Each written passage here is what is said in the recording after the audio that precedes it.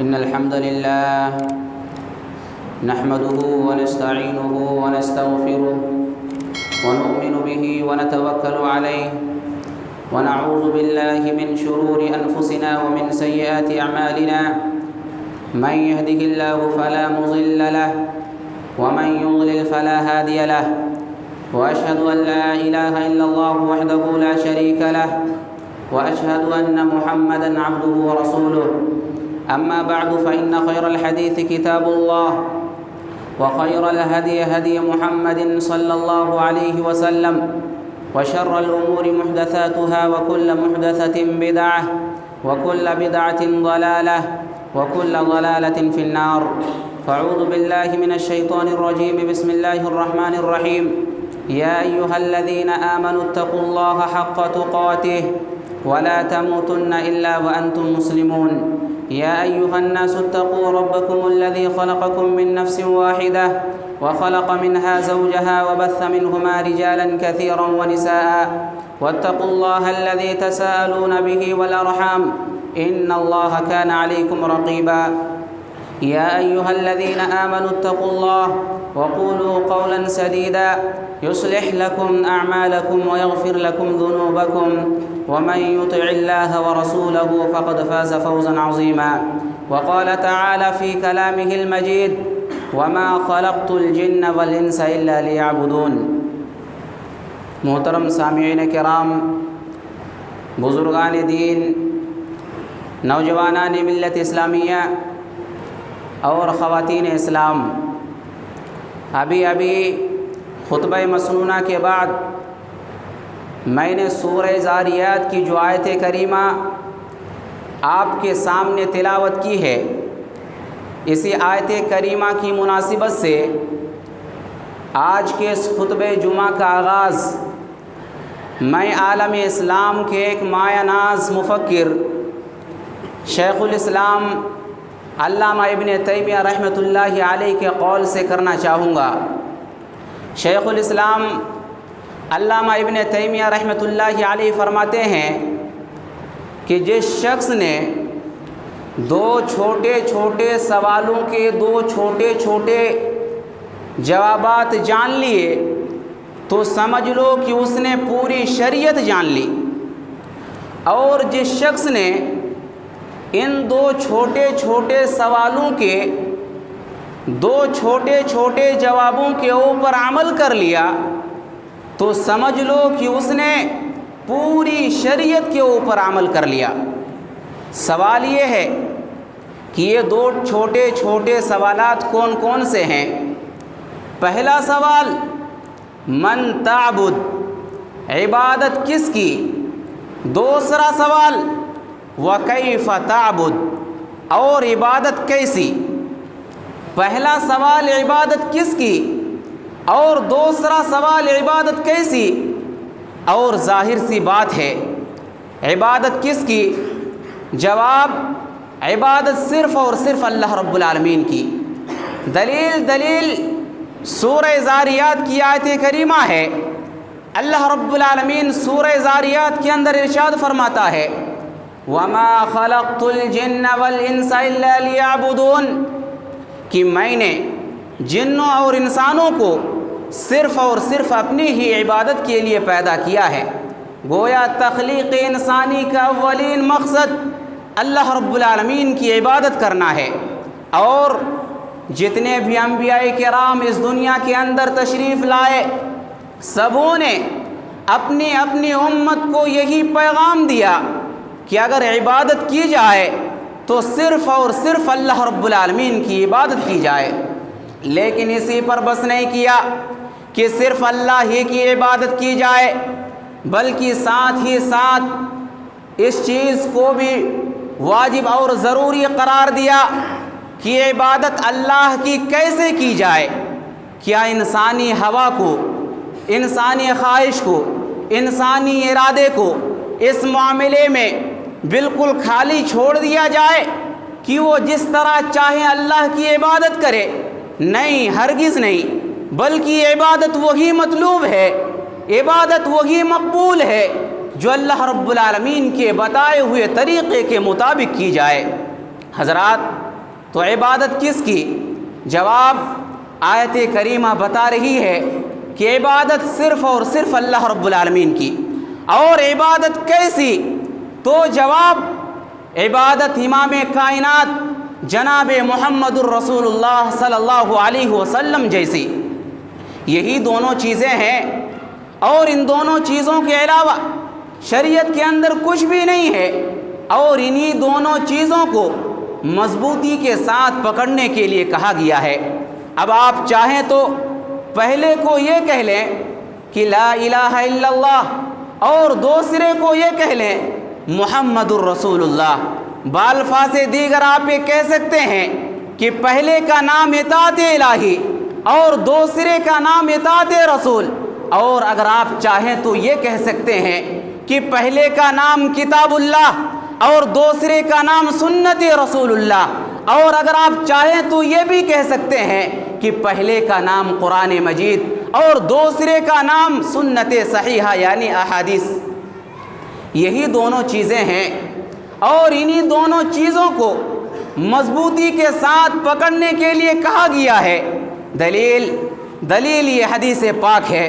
وعن ابی ہریرہ رضی اللہ تعالیٰ عنہ قال قال رسول اللہ صلی اللہ علیہ وسلم انی قد ترکت فیکم شیئین لن تضلوا بعدہما کتاب اللہ وسنتی ولن یتفرقا حتی یرد علی الحوض، رواہ حاکم فی مستدرکہ فی کتاب العلم۔ امام حاکم رحمۃ اللہ علیہ اس حدیث کو اپنی کتاب مستدرک علی الصحیحین کے اندر کتاب العلم کے اندر لائے ہیں۔ راوی حدیث حضرت ابو ہریرہ رضی اللہ تعالیٰ عنہ بیان کرتے ہیں کہ پیارے نبی صلی اللہ علیہ وسلم نے ارشاد فرمایا کہ میں نے تمہارے درمیان دو چیزیں چھوڑی ہیں، جب تک تم ان دونوں چیزوں کو مضبوطی کے ساتھ پکڑے رہو گے کبھی گمراہ نہیں ہوگے، کبھی بھی گمراہ نہیں ہوگے۔ اور یہ دونوں چیزیں ایک دوسرے سے الگ نہیں ہو سکتی ہیں جب تک کہ یہ میرے پاس حوض کے اوپر نہ آ جائیں۔ یہ دو چیزیں کون کون سی ہیں؟ پہلی چیز ہے کتاب اللہ، اور دوسری چیز ہے سنت رسول اللہ۔ پہلی چیز ہے کتاب اللہ یعنی اللہ کی کتاب، جس پر عمل کیا جائے، اور اس پر عمل کیسے کیا جائے؟ پیارے نبی نے فرمایا وہ سنتی، اس پر عمل امام کائنات جناب محمد الرسول اللہ صلی اللہ علیہ وسلم کے طریقے کے مطابق کی جائے۔ حضرات آپ دیکھیں اللہ رب العالمین نے قرآن مجید کے اندر نماز کے بارے میں فرمایا اقیموا الصلاۃ، تم نماز قائم کرو، نماز پڑھو۔ نماز پڑھنا یہ اللہ کا حکم ہے، نماز پڑھنا واجب ہے، ضروری ہے، یہ اللہ کا حکم ہے۔ سوال یہ ہے کہ نماز کیسے پڑھی جائے، نماز کیسے ادا کی جائے، نماز کیسے قائم کی جائے؟ اس کی تفصیل تو اللہ رب العالمین نے قرآن مجید کے اندر بیان نہیں کی، اس کی تفصیل قرآن مجید کے اندر موجود نہیں ہے۔ آپ دیکھیں نماز کیسے پڑھی جائے، نماز کیسے قائم کی جائے، نماز کیسے ادا کی جائے۔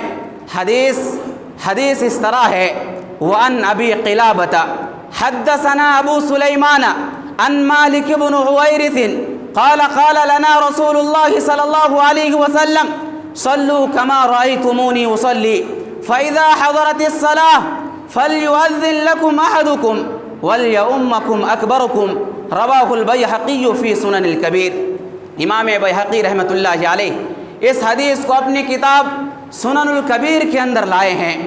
راوی حدیث حضرت مالک بن حویرث رضی اللہ تعالیٰ عنہ بیان کرتے ہیں، فرماتے ہیں کہ رسول اکرم صلی اللہ علیہ وسلم نے صحابہ کرام کی جماعت سے مخاطب ہو کر کے فرمایا کہ میرے صحابہ تم لوگ نماز بالکل اسی انداز سے پڑھو، اسی طریقے سے پڑھو جس طریقے سے تم لوگ مجھے نماز پڑھتے ہوئے دیکھ رہے ہو۔ یہ حدیث بتا رہی ہے کہ ہمیں نماز اسی انداز سے پڑھنی ہے جس انداز سے، جس طریقے سے ہمارے نبی جناب محمد الرسول اللہ صلی اللہ علیہ وسلم نے نماز پڑھی ہے۔ اور حضرات اس بات کو یاد رکھیں کہ نماز ایک عبادت ہے، اور یہ عبادت اس وقت تک قابل قبول نہیں ہوگی جب تک کہ اس عبادت کو پیارے نبی صلی اللہ علیہ وسلم کے بتائے ہوئے طریقے کے مطابق ادا نہ کی جائے۔ دلیل یہ حدیث پاک ہے۔ عن ابی ہریرہ رضی اللہ تعالی عنہ عن النبی صلی اللہ علیہ وسلم قال ان الرجل لا يصلي 60 سنة وما تقبل له صلاة لعله يتم الركوع ولا يتم السجود ويتم السجود ولا يتم الركوع رواہ المنذر فی الترغیب والترہیب وقال علامہ البانی هذا حدیث صحیح۔ امام منذری رحمۃ اللہ علیہ اس حدیث کو اپنی کتاب الترغیب والترہیب کے اندر لائے ہیں، اور علامہ البانی رحمۃ اللہ علیہ اس حدیث کے بارے میں کہتے ہیں کہ یہ حدیث صحیح ہے۔ راوی حدیث حضرت ابو ہریرہ رضی اللہ تعالیٰ عنہ بیان کرتے ہیں کہ پیارے نبی صلی اللہ علیہ وسلم نے ارشاد فرمایا کہ کل قیامت کے دن ایک انسان کو اللہ کے حضور پیش کیا جائے گا، اللہ کے سامنے پیش کیا جائے گا۔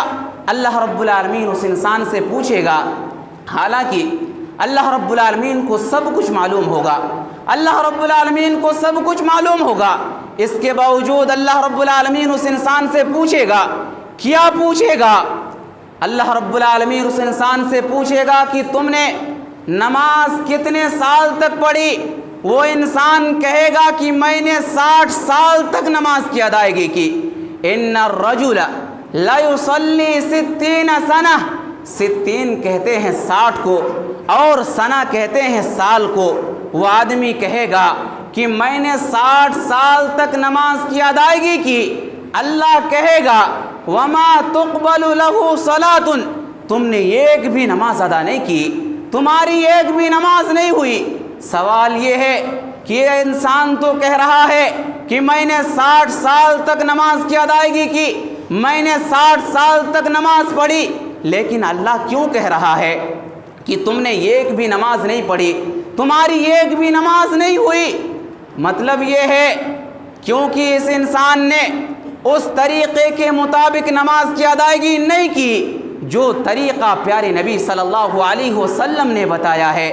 اس انسان نے پیارے نبی صلی اللہ علیہ وسلم کے بتائے ہوئے طریقے کے مطابق نماز کی ادائیگی نہیں کی، اس وجہ سے اس کی نماز نہیں ہوئی۔ پتہ چلا کہ صرف نماز پڑھ لینا کافی نہیں ہے، بلکہ نماز کو اس طریقے سے پڑھنا ضروری ہے جس طریقے سے نماز پڑھنے کا حکم پیارے نبی صلی اللہ علیہ وسلم نے دیا ہے۔ دوسری حدیث اس سلسلے میں وعن ابی حذیفہ رضی اللہ تعالی عنہ انہ رأى رجلا لا يتم ركوعه ولا سجوده فلما قضى صلاته قال له حذیفہ ما صلیت قال واحسبه قال لو مت على غیر سنت محمد صلی اللہ علیہ وسلم رواہ البخاری فی کتاب الاذان۔ اس حدیث کو امام بخاری رحمۃ اللہ علیہ اپنی کتاب صحیح بخاری کتاب الاذان کے اندر لائے ہیں۔ راوی حدیث حضرت حذیفہ رضی اللہ تعالیٰ عنہ بیان کرتے ہیں، کہتے ہیں کہ ایک آدمی نماز پڑھ رہا تھا، لیکن وہ پیارے نبی صلی اللہ علیہ وسلم کے طریقے کے مطابق نماز نہیں پڑھ رہا تھا۔ پیارے نبی صلی اللہ علیہ وسلم کے طریقے کے مطابق رکوع نہیں کر رہا تھا، سجدہ نہیں کر رہا تھا، وہ اتمام رکوع نہیں کر رہا تھا، اتمام سجود نہیں کر رہا تھا۔ فلما قضى صلاته، جب وہ آدمی نماز پڑھ چکا، حضرت حذیفہ نے بلایا اور کہا کہ تم کیا کر رہے تھے؟ کہا کہ میں نماز پڑھ رہا تھا۔ حضرت حذیفہ رضی اللہ تعالیٰ عنہ بیان کرتے ہیں کہ ما صلیت، تم نے نماز نہیں پڑھی، جبکہ وہ انسان نماز پڑھ چکا تھا۔ حضرت حذیفہ کہتے ہیں ما صلیت، تم نے نماز پڑھی ہی نہیں، جبکہ وہ انسان نماز پڑھ چکا تھا۔ صحابی رسول حضرت حذیفہ کہہ رہے ہیں کہ تم نے نماز نہیں پڑھی، کیوں؟ اس وجہ سے وہ انسان پیارے نبی صلی اللہ علیہ وسلم کے طریقے کے مطابق نماز نہیں پڑھتا ہے، اس کی نماز نہیں ہوتی ہے۔ اور حضرت حذیفہ رضی اللہ تعالیٰ عنہ آگے فرماتے ہیں کہ اس بات کو یاد رکھو کہ اگر اسی طرح سے نماز پڑھتے ہوئے تمہاری موت ہو جاتی ہے تو کم از کم تمہاری موت تو پیارے نبی صلی اللہ علیہ وسلم کی سنت پر نہیں ہوگی۔ حضرات کتنی بڑی بات ہے، سنت کا مطلب ہوتا ہے طریقہ۔ اس کا مطلب یہ ہوا کہ صرف نماز پڑھ لینا کافی نہیں ہے، بلکہ نماز پیارے نبی صلی اللہ علیہ وسلم کے بتائے ہوئے طریقے کے مطابق پڑھنا ضروری ہے۔ اگر کوئی انسان پیارے نبی صلی اللہ علیہ وسلم کے بتائے ہوئے طریقے کے مطابق نماز نہیں پڑھتا ہے تو اس کی نماز قبول نہیں ہوتی ہے۔ حضرات، آج ہماری حالت کیا ہے؟ آج ہماری حالت یہ ہے کہ کسی کی نماز حنفی ہے، کسی کی نماز شافعی ہے، کسی کی نماز حنبلی ہے، کسی کی نماز مالکی ہے، لیکن آج اللہ کا کوئی بندہ یہ نہیں کہتا کہ اللہ کے رسول صلی اللہ علیہ وسلم نے جس طریقے سے نماز کی ادائیگی کی ہے، آؤ چلو ہم اس طریقے سے نماز کی ادائیگی کریں۔ حضرات، اس بات کو یاد رکھیں کہ نماز اس وقت تک قابل قبول نہیں ہوتی ہے جب تک کہ نماز کو پیارے نبی صلی اللہ علیہ وسلم کے طریقے کے مطابق ادا نہ کی جائے۔ حضرات، تعجب کی بات تو یہ ہے کہ جب 25 سے 30 کروڑ لوگ سعودی عرب پہنچتے ہیں تو وہاں پر جا کر کے ایک ہی امام کے پیچھے نماز پڑھتے ہیں، اور اس سے بھی بڑی تعجب کی بات یہ ہے کہ جو خانہ کعبہ ہے، سارے کے سارے لوگ اس گھر کا ایک ہی ساتھ طواف کرتے ہیں۔ وہاں پر کوئی یہ نہیں کہتا کہ یہ اس مسلک کا ہے، یہ اس مسلک کا ہے، یہ اس مسلک کا ہے، یہ حنفی ہے، یہ شافعی ہے، یہ مالکی ہے۔ وہاں پر کوئی نہیں کہتا، بلکہ سارے کے سارے لوگ ایک ساتھ خانہ کعبہ کی طواف کرتے ہیں۔ لیکن جب وہاں سے آتے ہیں، اپنے ملک واپس آتے ہیں، تو ایک دوسرے کو برا بھلا کہتے ہیں، ایک دوسرے کے اوپر کفر کے فتوے لگاتے ہیں۔ ایک مسلک کے لوگ دوسرے مسلک کے طریقے کے خلاف نماز کی ادائیگی کرتے ہیں۔ حضرات، اس بات کو یاد رکھیں کہ نماز اللہ رب العالمین کے نزدیک وہی مقبول ہے جو پیارے نبی صلی اللہ علیہ وسلم کے طریقے کے مطابق ادا کی جائے۔ حضرات، نماز ایک عبادت ہے، اور یہ نماز وہی مطلوب ہے، وہی مقصود ہے۔ نہ حنفی نماز مطلوب ہے، نہ مالکی نماز مطلوب ہے، نہ شافعی نماز مطلوب ہے۔ مطلوب اگر ہے تو وہ نماز مطلوب ہے جو امام کائنات جناب محمد الرسول اللہ صلی اللہ علیہ وسلم کے طریقے کے مطابق ادا کی جائے۔ حضرات، ہم اللہ رب العالمین سے دعا کرتے ہیں کہ رب العالمین ہم تمام لوگوں کو سنت رسول کے مطابق نماز کی ادائیگی کرنے کی توفیق عطا فرمائے۔ حضرات، آپ دیکھیں، دعا کے تعلق سے دیکھیں، دعا ایک عبادت ہے، دعا ایک عبادت ہے، اور اس کی کیا فضیلت ہے، کیا اہمیت ہے، یہ بتانے کی ضرورت نہیں ہے، لیکن یہ بہت بڑی عبادت ہے۔ اللہ رب العالمین قرآن میں کہتا ہے، وَقَالَ رَبُّكُمُ ادْعُونِي أَسْتَجِبْ لَكُمْ إِنَّ الَّذِينَ يَسْتَكْبِرُونَ عَنْ عِبَادَتِي سَيَدْخُلُونَ جَهَنَّمَ دَاخِرِينَ، کہ تمہارے رب نے کہہ دیا ہے، تمہارے رب نے کہہ دیا ہے کہ تم مجھ سے دعا کرو، میں تمہاری دعا کو قبول کروں گا۔ إِنَّ الَّذِينَ يَسْتَكْبِرُونَ عَنْ عِبَادَتِي سَيَدْخُلُونَ جَهَنَّمَ دَاخِرِينَ، اور جو لوگ میری عبادت سے تکبر کرتے ہیں، ان قریب ان لوگوں کو ذلیل و خوار کر کے جہنم کے اندر داخل کر دیا جائے گا۔ حضرات، یہاں پر غور کریں، ان الذین یستکبرون عن عبادتی، کہ وہ لوگ جو میری عبادت سے تکبر کرتے ہیں۔ یہاں پر دعا کو عبادت کہا گیا۔ سوال یہ ہے کہ دعا کیسے کی جائے، دعا کس انداز سے مانگی جائے۔ آج ہماری حالت کیا ہے؟ نمازوں کی دعاؤں کو آپ دیکھ لیں، آپ ان دعاؤں کو دیکھ لیں جو دعائیں بچوں کو سکھائی جاتی ہیں، آپ ان دعاؤں کو دیکھ لیں جو افطاری سے پہلے اور افطاری کے وقت پڑھی جاتی ہیں، اور اسی طرح آپ اذان سے پہلے اور اذان کے بعد کی جو دعائیں ہیں، آپ ان کو دیکھ لیں کہ ان دعاؤں میں سے کتنا حصہ پیارے نبی صلی اللہ علیہ وسلم کا ہے، اور ان دعاؤں میں سے کتنے حصے کو مولویوں نے گھسا دیا ہے۔ آپ اس کو دیکھ لیں اور پھر صحیح دعا یاد کرنے کی کوشش کریں، اور اس بات کو یاد رکھیں کہ جو مسنون دعائیں ہیں، پیارے نبی صلی اللہ علیہ وسلم کی جو مسنون دعائیں ہیں، ان دعاؤں کو اسی انداز سے پڑھی جانی چاہیے جس انداز سے پیارے نبی صلی اللہ علیہ وسلم نے ہمیں سکھایا ہے۔ اس کے اندر کمی بیشی کرنے کی کوئی گنجائش نہیں ہے، اس کے اندر ملاوٹ آپ نہیں کر سکتے ہیں۔ دلیل یہ حدیث ہے، عن البراء بن عازب رضی اللہ تعالیٰ عنہ قال قال النبی صلی اللہ علیہ وسلم اذا اتیت مضجعک فتوضا وضوءک للصلاة ثم اضطجع على شقك الأيمن ثم قل اللهم اسلمت وجهي إليك وفوضت أمري إليك وألجأت ظهري إليك رغبة ورهبة إليك لا ملجأ ولا منجأ منك إلا إليك اللهم آمنت بكتابك الذي أنزلت وبنبيك الذي أرسلت فإن مت من ليلتك فأنت على الفطرة واجعلهن آخر ما تتكلم به قال فرددتها على النبي صلى الله عليه وسلم فلما بلغت اللهم آمنت بكتابك الذي أنزلت قلت ورسولك قال لا ونبيك الذي أرسلت رواہ البخاری فی کتاب الوضوء۔ اس حدیث کو امام بخاری رحمۃ اللہ علیہ اپنی کتاب صحیح بخاری کتاب الوضوء کے اندر لائے ہیں۔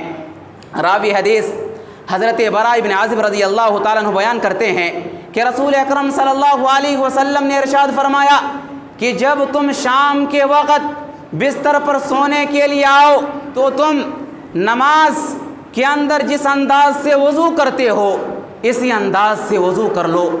نماز کے لیے جس انداز سے تم وضو کرتے ہو اسی انداز سے وضو کر لو۔ وَاسْتَجِعْ عَلَى شِقِّكَ الْأَيْمَنِ، اور تم اپنے دائیں پہلو کے بل سو جاؤ اور سوتے ہوئے یہ دعا پڑھو جو اس حدیث کے اندر مذکور ہے اور جو میں نے ابھی آپ کے سامنے ذکر کی ہے۔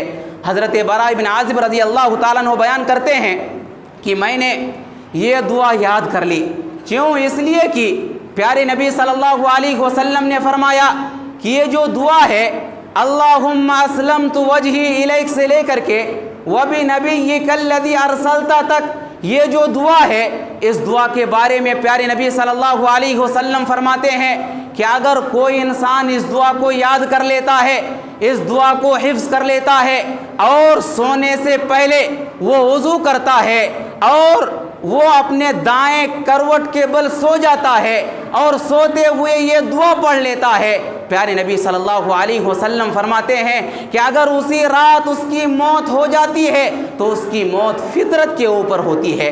پیارے نبی صلی اللہ علیہ وسلم نے فرمایا کہ ارے کم از کم تم اپنا آخری کلام تو یہ بنا لو، یعنی اس دعا کو پڑھنے کا اہتمام کرو، سونے سے پہلے یہ دعا پڑھا کرو۔ اگر تم اس دعا کو پڑھ کر کے سو گے اور اسی رات تمہاری موت ہو جائے گی تو تمہاری موت فطرت کے اوپر ہوگی۔ راوی حدیث حضرت براء بن عازب رضی اللہ تعالیٰ عنہ کہتے ہیں جب میں نے یہ دعا سنی، میں نے یہ دعا یاد کر لیا، یاد کرنے کے بعد میں پیارے نبی صلی اللہ علیہ وسلم کے پاس آیا اور کہا یا رسول اللہ، یا اللہ کے رسول صلی اللہ علیہ وسلم، وہ دعا جو آپ نے سکھائی تھی اس دعا کی فضیلت میرے ذہن و دماغ کے اندر آئی، وہ دعا میں نے یاد کر لی ہے، اب میں پڑھتا ہوں، آپ ذرا سنیں۔ قال فرددتها، حضرت براء بن عازب رضی اللہ تعالیٰ عنہ بیان کرتے ہیں یا رسول اللہ، اس دعا کو میں آپ کے اوپر ریپیٹ کرتا ہوں، آپ سنیں، اگر کوئی غلطی ہو تو بتا دیجئے، اگر کوئی مجھ سے خطا ہو تو آپ میری سلسلے میں اصلاح کر دیجئے۔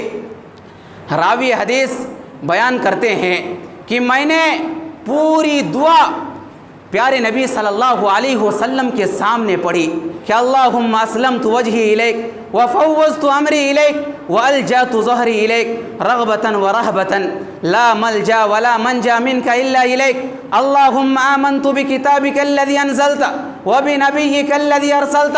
یہ پوری دعا ہے۔ حضرت براء بن عازب کہتے ہیں کہ میں نے پیارے نبی صلی اللہ علیہ وسلم کے سامنے پوری دعا پڑھ لی۔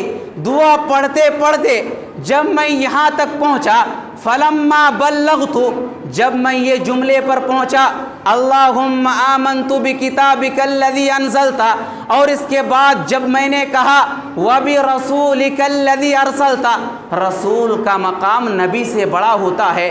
اگر صحابی رسول نے رسول نبی کی جگہ پر کہہ لیا تھا تو کوئی غلط نہیں تھا، لیکن جیسے ہی راوی حدیث نے دعا سناتے ہوئے وَبِرَسُولِكَ الَّذِي أَرْسَلْتَ کہا، پیارے نبی صلی اللہ علیہ وسلم نے فوراً فرمایا اے میرے صحابی، میں نے دعا سکھاتے ہوئے وَبِرَسُولِكَ الَّذِي أَرْسَلْتَ نہیں کہا تھا، بلکہ میں نے دعا سکھاتے ہوئے وَبِنَبِيِّكَ الَّذِي أَرْسَلْتَ سکھایا تھا۔ تم نے پھر وَبِرَسُولِكَ الَّذِي أَرْسَلْتَ کیسے یاد کر لیا؟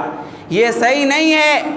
وَبِرَسُولِكَ الَّذِي أَرْسَلْتَ یہ جو تم کہہ رہے ہو یہ میں نے نہیں سکھایا ہے، میں نے تو وَبِنَبِيِّكَ الَّذِي أَرْسَلْتَ سکھایا ہے، یہی صحیح ہے، یہی تم یاد کر لو۔